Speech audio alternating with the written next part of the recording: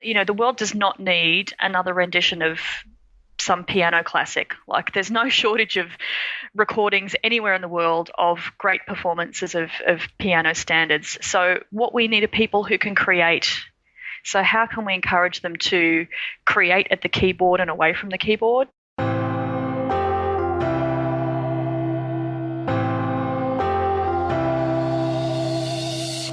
Welcome to the Creative Piano Teaching Podcast, the place where teachers from around the world meet to share innovative ideas about music education. Listen and learn as we help you motivate your students, grow your income, expand your studio, and become a more creative piano teacher. Welcome back to another edition of the Creative Piano Teaching Podcast, and thanks so much again for listening wherever you are in the world and whatever you're doing at the moment, walking the dog, washing up, cleaning up after the kids. It's great that you've taken this time to listen, and I do hope you get a lot out of today's episode. My name is Tim Topham, and I'm the teacher behind the Creative Piano Teaching Podcast, the blog at timtopham.com, and the InnerCircle Piano Teaching Community. This is the podcast to listen to if you're interested in teaching in a more contemporary and creative way. Each week, we explore fresh ideas for your teaching or business, interview the most interesting and innovative music educators from around the world, and give you a regular dose of creative inspiration for your studio. Today's show notes and full transcript are available at timtopham.com/episode 76. Now, in today's session, we're going to be talking about why music education needs a reframing for the 21st century. We're going to talk about some of the links between creativity and entrepreneurship, and how we can give our students today, whatever age they are and wherever they're at in their learning, the best chance of succeeding in what is a very changing world. My guest today is an internationally renowned change agent in music education. A vocal and passionate advocate for entrepreneurship and innovation. She's a conservatory-trained horn player. Let's not hold that against her. And like me, had a big break away from music and into business and overseas travel and all sorts of other ventures before returning more recently to music education. Her passion is in reframing music education for the 21st century. And this year, I'm very excited that she'll be taking up the newly created role of Associate Lecturer in Music Entrepreneurship for the Melbourne Conservatorium of Music. It couldn't have come at a better time, and I know the students there are going to be very lucky. She lives in Melbourne with her husband and 2 sons and dabbles in a bit of beef cattle raising when she's not tooting her own horn, pardon the pun. Susan de Weger, welcome to the show today. Thank you, Tim. That's a really fantastic introduction. Thank you so much. Oh, look, I do try. Can I just add too? I am a really atrocious pianist, so I'm just going to put it out there. I'm very enthusiastic, but I'm quite a hack on the piano. Oh, that's all right. I like piano hacks. They're some of the most fun people to play around with on the piano. It's great. That's me. Greatest hits of Andrew Lloyd Webber. I'm there. All right, so let's talk about this concept of reframing music education for the 21st century. I actually got that quote from your website. It's something that is obviously the basis of a lot of what you do. What do you actually mean by this, and why do we need to do it? Yeah, I think, look, we don't, as a parent and as an educator, I'm really concerned about the future of my children to be work ready. And we don't know what the jobs of the future are going to be because they haven't been created yet. But we do know the skills that are going to be needed to flourish in the workplace in 5 or 10 years' time. And I think that music education actually provides many of the key skills needed for future competency and future success.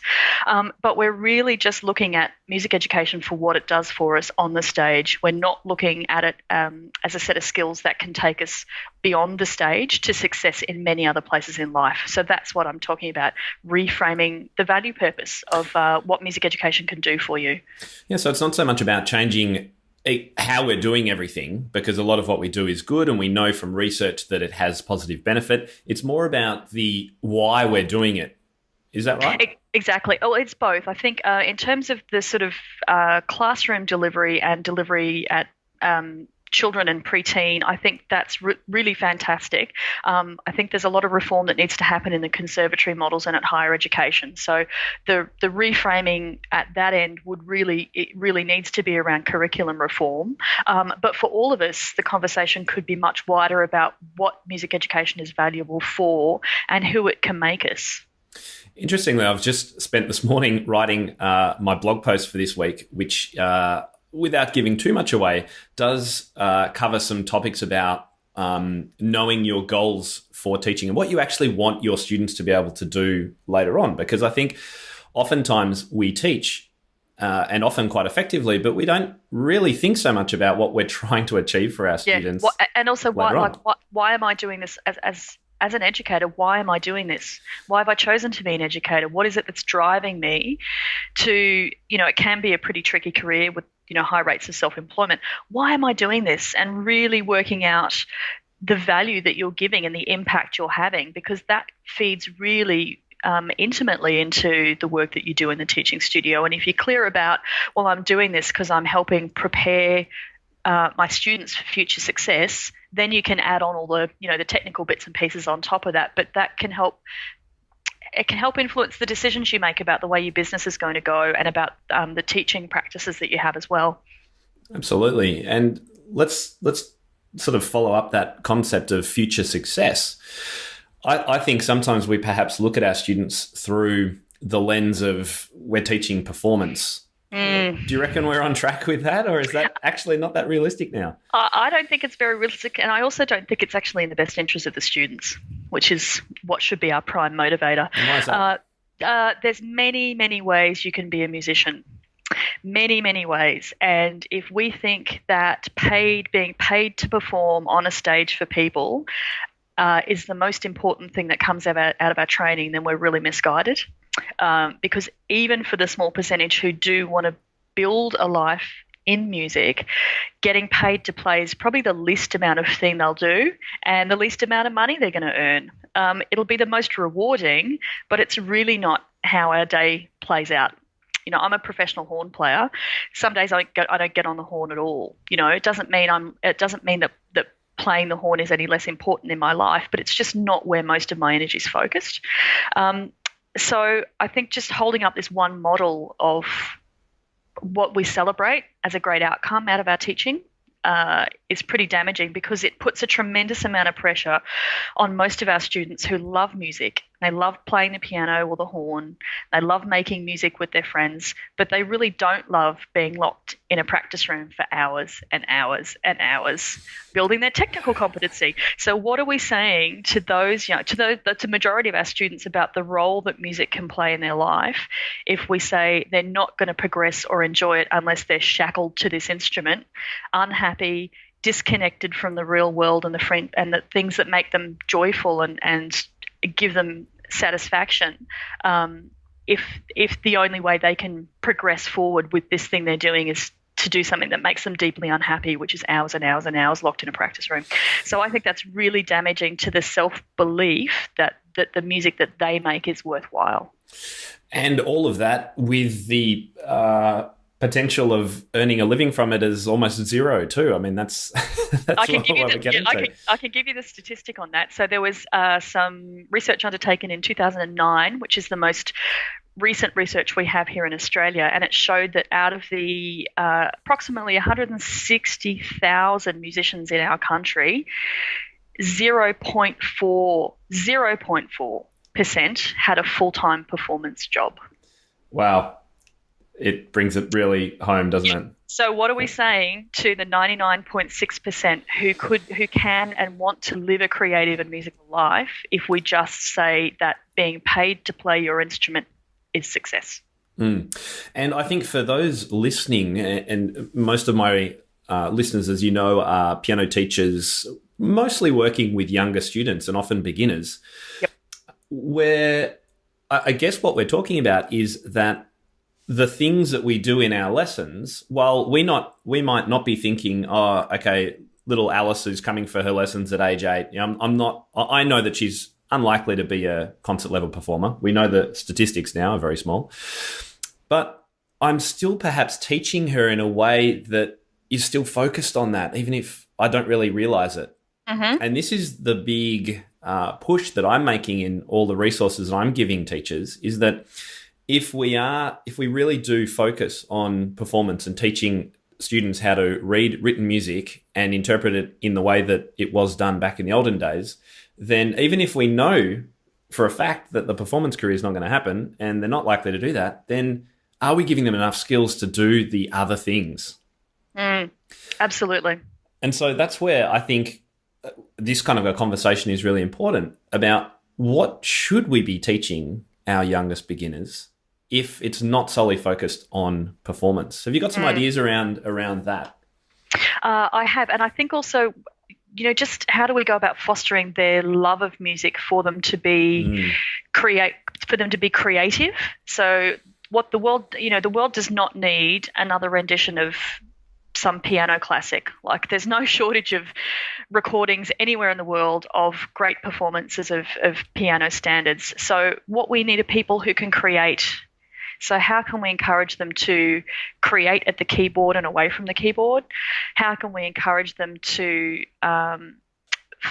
find where their passion is for music? And for some of them, that'll just, it'll be a couple of years of lessons, and then it will be fostering a love of enjoying music just for recreation and pleasure. And that's a really valuable outcome, giving them the love of music, So I think there's many, many ways we can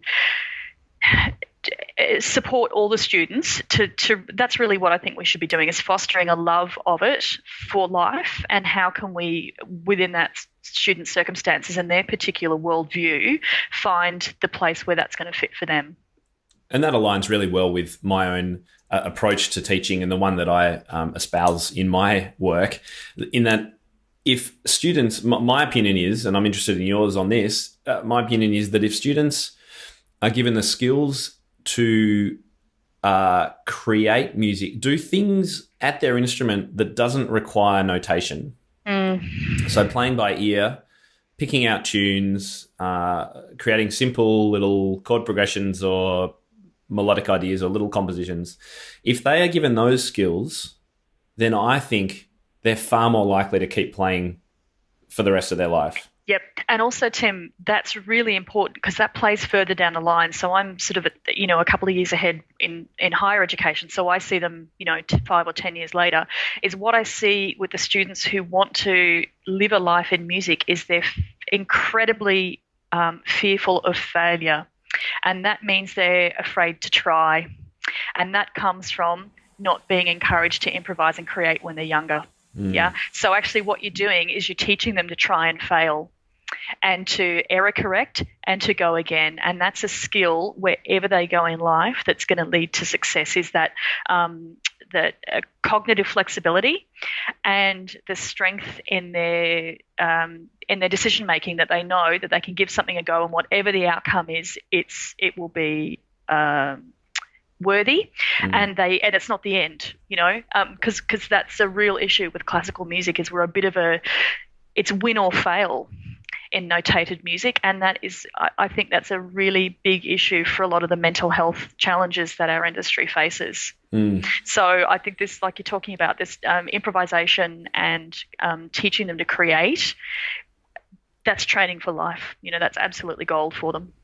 I also think it's so sad that we often forget that concerts in Beethoven's day, Chopin's day, those composers played their own music, and often it was improvised, wasn't it? It was it was them creating stuff on the spot, and the best pianists were the ones that were able to improvise the best. Not that they were trying to play, the older music from the medieval times or anything like that.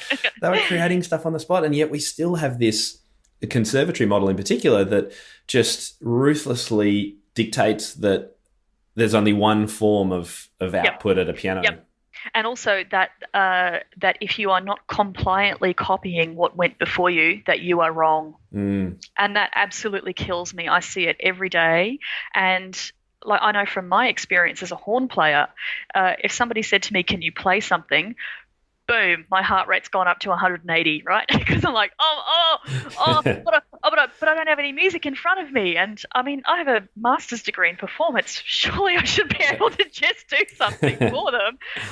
But for our students who we're looking to foster a love of just making music, this ability for them to turn up at a party when they're in their 30s and someone say, "Oh, can you play something for us?" And for them to have the self-belief to go, "Sure," and just get out and bust out something without this really terrible negative self-judgment that goes on from our training about that it's this way or it's wrong. So I think the way that you teach is actually going to really substantially, and the way that you're helping other teachers learn how to teach is going to substantially change our next generation of young people who are creative in lots of endeavours in their life, stemming from the training they've had in the piano practice room. Well, I hope so. Absolutely. I hope so too. We've talked about improvising and helping students get creative, but have you got any examples of what this actually might look like in a music lesson? Doesn't have to be piano either. I know from my experience, I've got 2 young children, and they're not learning piano, they're learning other instruments. But the thing that they love doing most, that gets them most excited, is playing with others. So how can we foster opportunities for them just to get together? And that's also what we know from the teaching of creativity, from what we know from psych and neuroscience. It tells us that this working together in positive environments is a really key way that people can start to develop this mental flexibility to be able to create original ideas.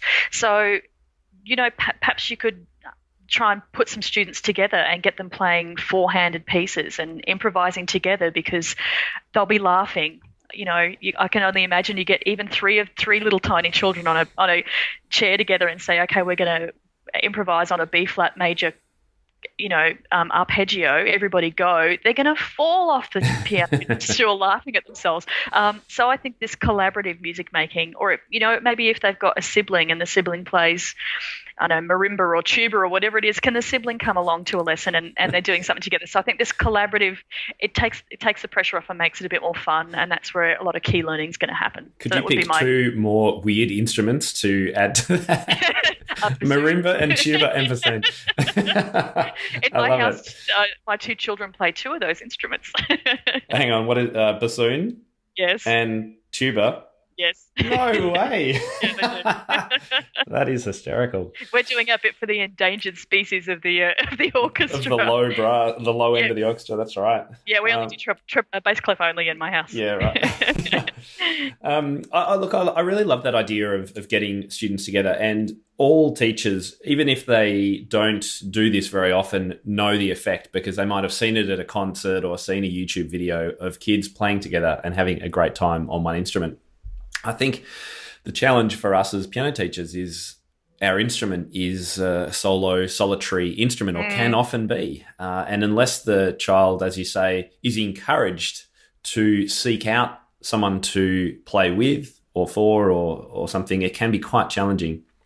So what about creating some MIDI tracks that they can play along and improvise to? So there's ways that we can use technology to solve that problem. So maybe creating a teaching resource twice a year that are MIDI tracks of songs that the students would have been listening to on popular radio, and encouraging them to listen and play along by ear, and then maybe improvise during the chorus or the final 12. So I think there's ways that technology can get around that, and that also fixes the scheduling issue, because that's another.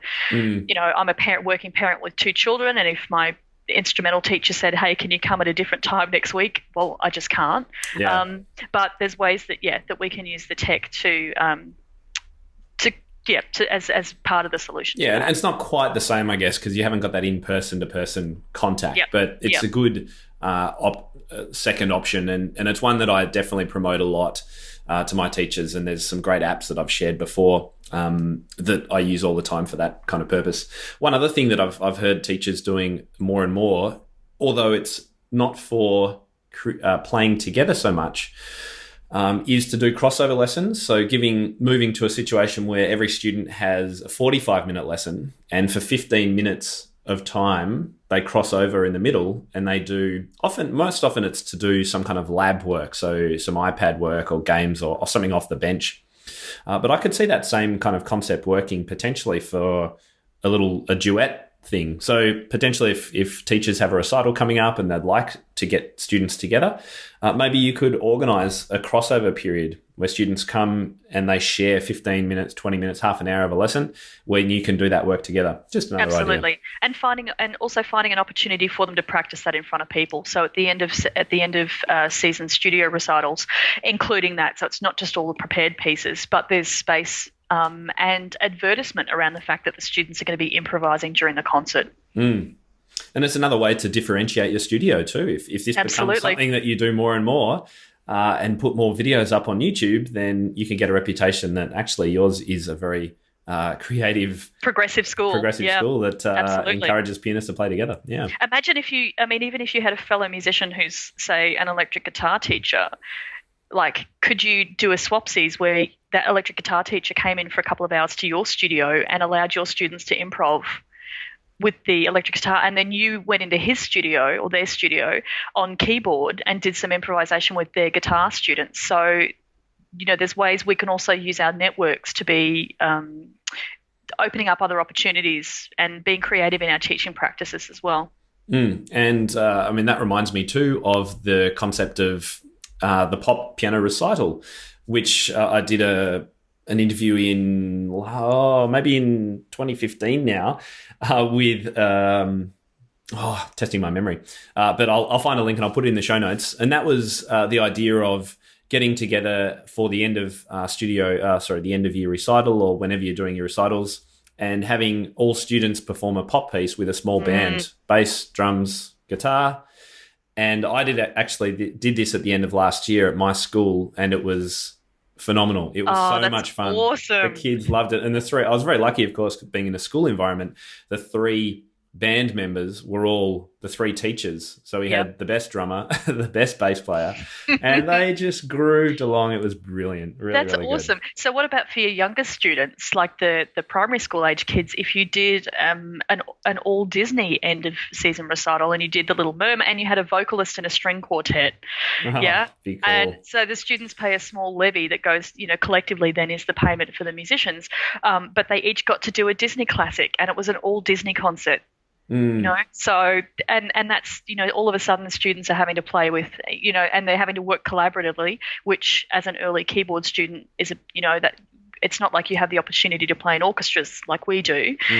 So you're learning those chamber music skills of non-verbal communication and listening, because you're having to work within a structured group, and I think parents would flock to that. Yep, absolutely. And it builds that community too, because if you're getting kids together in groups, parents are hanging out while their kids are playing, and and the kids are excited about what's going on too. So they're selling your studio for you by the fact that they're talking to everybody they meet about the fact that they're playing Under the Sea with a string quartet, and they're like, whose piano studio is this that you're learning for? How do I get in there? Yep.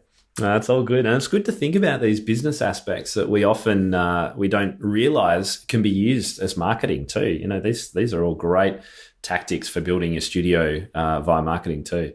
And I think also, we were talking a little bit about, how do we teach creativity? Well, I think we need to also teach creatively, and this is a way that we're teaching creatively in thinking about not only putting the student first in terms of their development, but also our business. How can we think creatively and model that kind of creative behaviour to inspire that in our students?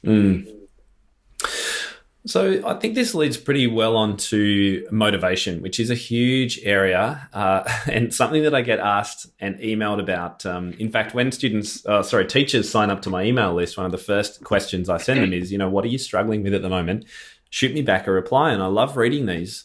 But interestingly enough, I'd say 6 or 7 out of 10 replies are, how do I keep my students practicing? They're so overscheduled. They are so busy. Yeah. What can we do to try and help keep our students playing and practicing? It's really hard because we're one of very many things that fit in the jigsaw of their life. So I think firstly, understanding that as important music is to us because we've chosen to make it our life, it isn't always to them. So not giving them a hard time. Yeah. And again, putting the student in the center of the experience. So maybe at the beginning of the teaching year, at the beginning of the semester, asking them what they want to do. So maybe right now for the next 6 months or the next 12 months, it's not the time to be focused on really pushing technical components of their skill forward, because they're not going to have the day in or 4 or 5 practice sessions a week. So maybe this year for them is about just working on their artistry. So maybe they just want to learn some of their favorite songs. Yeah, but so how do we? So it's about. But Susan, we're not allowed to do that. We've got to cover everything in our lessons. Oh man, I know. They've got to learn to read. They've got to do everything. What? You can't say that, can you? I'm just going to say it, Tim. Teach them, let them play pop songs. If that's what's going to get them turning up week after week and being happy to come to their lesson. So what's the priority for each of those individual students? There'll be some who are very motivated and will continue to work, and some for whom it just needs to be we're talking about creativity. For some, it just needs to be a joyous and creative output for them. So really, what for each individual student's the best goal to be working on for them, rather than a one-size-fits-all might help. With my older son is 13 and he's in his second year of high school. So for him, we've shifted from instead of kind of a daily practice calendar, I have a week-long practice calendar. So we sort of say, okay, as long as we get 3.5 sessions done a week, plus he has band as well, then that's better than the pressure of thinking, well, the day-to-day. Yep. Because that's pretty hard to manage because, they've got long days and they've got a lot on. So, breaking their practice calendar over 7 days or 14 days to make it a bit easier for them to fit it in. And I think, like we were talking about before, helping them to make music with others. Because that's what they want to do. What are their priorities in life? Peers often at that age, isn't it? Exactly. So how do you have other peers in your studio where maybe you've got a pair of them for whom working jointly on 4-handed keyboard stuff of contemporary music, that might be more appropriate for them than continuing on with sort of standard Western repertoire that's very technique driven, that they're not going to have the time to commit to develop it. I think they're my kind of 3 suggestions. Right, brilliant. I was actually speaking to a teacher, piano teachers mine. I'm not sure you've heard of Forrest Kinney.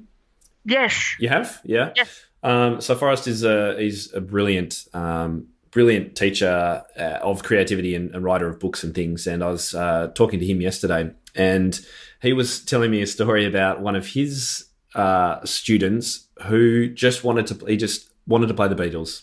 I think he was maybe just after university kind of age, or that kind of late teens, early 20s. Just wanted to play the Beatles, and for some teachers, myself included, if I go back a few years, I wouldn't really have accepted that. I'd really feel like I had to include other genres and really push the reading and all that kind of stuff. But he said, look, I did this and I just supported him and I helped him learn as much Beatles as he wanted to.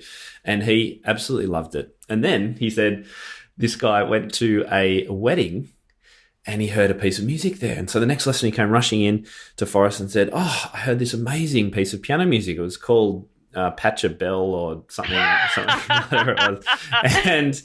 And Forrest said, oh, Pack a Bell Canon. And so he started learning that. And then he had an into a whole nother genre. And so I think this is what we can learn about motivation, particularly in teenage years and particularly for adults, is that we really, as you say, have to meet them where they're at and help them do what they want to do. And knowing that as we get to know them better, we build rapport, we help them out, we can throw the odd bit of music in, or, hey, how about you have a listen to this YouTube when you go home this week? And you can start introducing them to new ideas and new genres, but you've got them hooked anyway. Yeah, because you've kept the flame going. Yeah, and that's what we don't want to do, is extinguish that flame because we're being too descriptive about what must be done, rather than it being a relationship between, well, what are you trying to get out of this, and where are you at, and how can I meet you there? Yeah. And I think having you on the call, I want to throw in another question, because you're a music parent. Now, I know sometimes parents, it can be hard to know how much we should be helping parents help their children, or helping guide parents in setting up practice routines. I know you said, you've as a musician and as a parent, you've helped your son develop his practice routine, and you've even changed it as it needed. What can we do to help our parents help our children? That's a really great question. I think for your very young students, some print content, some print resources around what is what's expected from practice, and actually giving them some very clear guidelines. If the child is 6, 3 sessions of 10 or 15 minutes a week. I'm not a keyboard teacher, so I don't know if that's an appropriate amount. But yeah, it's giving them a little printed list of this is what we hope you would be aiming to do, and maybe even a sheet of gold stars that the student gets the gold stars and the parent gets the month calendar, and then the student has to put the gold star on for each of the little practice sessions they've done. And when they bring that to you at the end of the month, they get a chocolate frog if they've met 95 or 90% of the practice things. So very, very clear resourcing around at-home expectations. Yeah. Yep. And also making, I think as trained musicians, we often use language and jargon that other people don't understand. So pretend that in every piece of communication we do, obviously the parents are they're smart people and they love their children very much and they're committed to supporting their children, but they may not be musicians themselves. So being very careful that anything that we give to the parents is written in a language that sort of 15-year-old would understand, with no technical terms or very clear explanations of what those technical terms mean. If you're a non-music parent and I meet you at the door of my lesson and you say to me, Jimmy's doing really well, but look, his staccato wasn't great today. I've got no idea what that means. How am I going to help? Very clear and layman's terms explanations of what we're working on and what we're working towards. And as I've progressed, I've found it is totally cool to guide your parents, your students' parents, in how to form a practice routine as well. Yep, absolutely. That's totally cool. Often parents don't think about it and they need help with it, so I think that's okay. Yeah, absolutely. And parents are busy too, you know. So anything that we can give them that will help put some of the responsibility and on the child, even from a very early age, that's really great, because that's what. I'm lucky I've got one child out of my 2 children, one who's very self-motivated with his practice and one who's not. Yeah. So, the chocolate frogs works for one. It doesn't need to for the other. But giving parents ideas also for how to not be the fun police about practice, because that's often a mood killer for our young musicians too, is if the parents are too prescriptive or like punishing the student if the students aren't doing what's expected. That's not a great place for anyone to be. So just giving them some tips about also how they can help manage it and just keep it fun at home. Yep. Now let's move forward to a little bit more about the work that you're doing at the moment. So let's say our piano student has gone through and they're actually about to start at Melbourne Conservatorium and you have some lessons with you on the realities of the careers in music. How are you kind of coaching students these days about how to build a career for themselves in the future? Yeah, that's a really great question, because I think that's one of the key problems with undertaking further music education is if you're a parent of a child in grade 9 or grade 10 getting onto the last couple of years of high school, and you go to the careers counsellor and say, look, my child or the student says, I really love music and I want to study music. Almost always they're told, don't do that, there's no jobs. Yeah, it's so sad, isn't it? It's so sad. And that is the reality. There are very few jobs, but that doesn't mean that there's not a really great career where you can generate a sustainable and a livable wage. Yep. So the first thing that I do when I work with them is actually look at some statistics around graduate outcomes, just to show them that overall, we have pretty good employability for music graduates, but the way that our working world is structured is quite different to, say, lawyers or architects. So we have very high rates of part-time employment. So around 50% of grads juggle multiple part-time roles, and we have staggeringly high rates of self-employment. We're 3 times the self-employment rate of any other discipline. Wow. So that's what I say to them is your talent, like your artistic development and your musicianship, it must come first, because you're unemployable if you can't play with a great sound and in time and in tune. Yeah. So we've really got to focus your energy on ensuring that your artistry develops to the highest level it can. And then we also need to understand that that in itself is not a career and it's not a job. So we need to look at small business skills so that you can be self-employed and create opportunity for yourself and create opportunity for others. So just then we go talking about, okay, well, where are your passions? And if that's in performance and teaching, well, then a portfolio career that incorporates those two things is a way to go. A lot of our music students are really skilled in other areas that are can create and generate income for them. So that might be photography or web design or lots of other areas. So we actually look at individual para-musical areas. Yeah, exactly. So what else can you do that can probably pay better than working in music, that we can scaffold some part-time employment in that area where it's well paid and uses your training and your skills and you're valued, and that the income that you earn there will support your ability to make music on your own terms. Because there's no jobs to go to, and I'm a freelance professional and that doesn't keep me very busy. But most of the playing I do is self-created. And and I'm not making money off it, but it's paying for itself. So that's the model that I use for them, is that you need to be generating enough income outside of performance to live off. Mm-hmm. And whether that's teaching or whether that's in a part-time research position in a music school, in tertiary, or however that is, but your performance can't be connected to your living wage because there's just not enough money in it. Are you mainly working with performance students or any student? No, any student. So I work with, in my role at the Conservatorium, I work with undergrad students and graduate students across our performance, our teaching and our research cohort. Mm-hmm. And then in my private work, I work a lot with professional musicians either wanting to get more involved with creating stuff for themselves. Mm-hmm. And I also work with music professionals who are looking to transition out of music into another career and don't know how to talk about the skills that they've got and navigate that transition. Right. So that's an area where I'm pretty busy at the moment, actually, because I did a music degree and then for 16 years I was not a musician.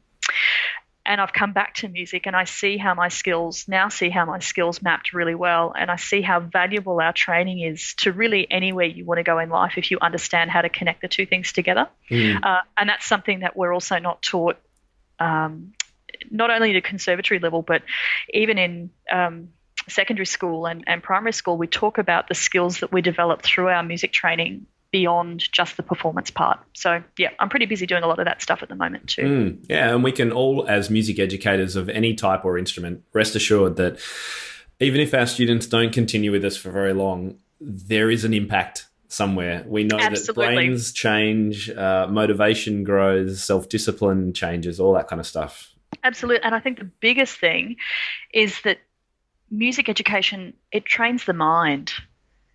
That's the most important thing out of anything that we do. And it allows us, particularly in your kind of teaching and in the teaching that your audience does, if we're teaching for a growth mindset and we're teaching in a way that includes that allows them and encourages and rewards them for experimenting, then we're training them for future success, whether they never play a note on the piano again for the rest of their lives or wherever they choose to go. This training the mind is, I think that's really what value component of what we're doing is. And I just want to go back to, well, we'll wrap it up in just a second, but you mentioned that some of the work you're doing is with professional musicians who are trying to exit the music industry.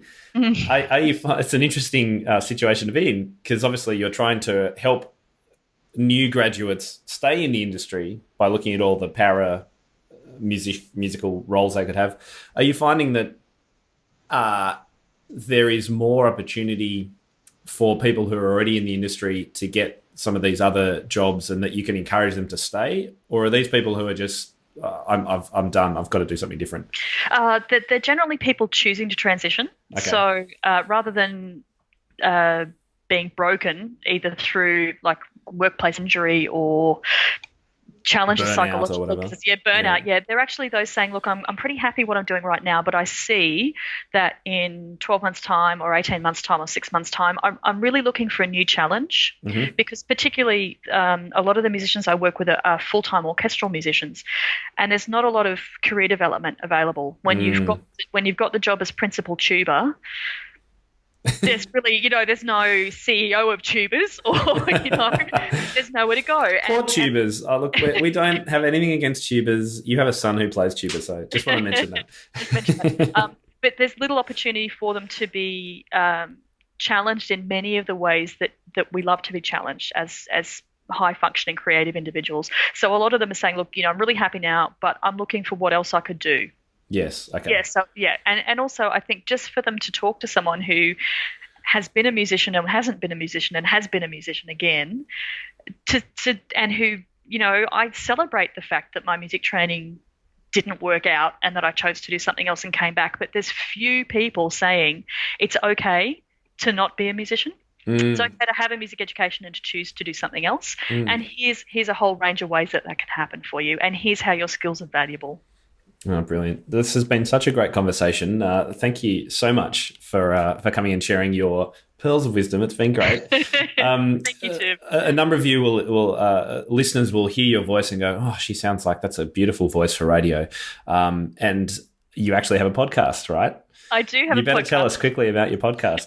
Okay, my podcast, it's called Beyond the Stage, which shouldn't come as a surprise given what we've been talking about. And I talk to professionally trained musicians who have pursued careers in law or medicine or business or as entrepreneurs, exactly about how their skills have mapped from one thing to another.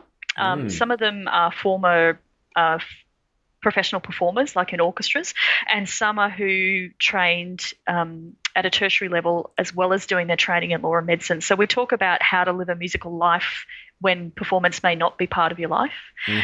We talk about how the skills are really valuable between the two things. And the last episode, we're on a little hiatus from the podcast at the moment, but the last episode was actually a flip where I talked to a music educator who trained as an emergency physician and worked as a doctor in the emergency department of the hospitals for a couple of years, and then couldn't ignore the call to live a creative life and went and did a master's of conducting in the States, and then came back and is now one of the most entrepreneurial and most incredible music educators and conductors in this country. So we talk about the value. We talk about the value of following your passion and how you will find a way. If it's what you've got to do, you'll find a way to make it happen. That sounds like a fascinating story. Where do we go to find and have a listen to that? So it's all available through my website, which is notablevalues.com. Fantastic. And you can find out more about Susan on her website. And if you're in Australia, and I imagine you probably travel too, if you'd like Susan to speak, she is a very well-renowned speaker on a whole number of topics related to what we've been talking about today. So if you'd like to invite her to speak to your studio or school or anything like that at all, her website again, notablevalues.com. And I'll bring the tuba and bassoon for only a little added extra cost. Bum, bum, bum, bum.